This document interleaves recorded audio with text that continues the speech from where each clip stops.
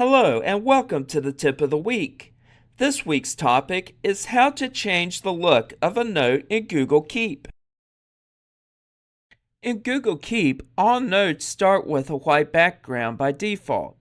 However, you can change the background to one of 11 pastel colors or choose from about 9 different background images. A great feature of using different colors is that you can organize your notes by color coding them. For example, you might use yellow for to-do lists or blue for shopping lists. Let's look at how to change the look of a note in Google Keep. Open Google Chrome and in the address bar type keep.google.com. and press enter.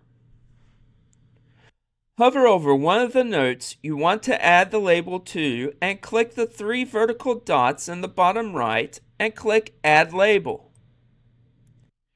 In the Label Note dialog box, click where it says Enter Label Name and type the name of the label you wish to use.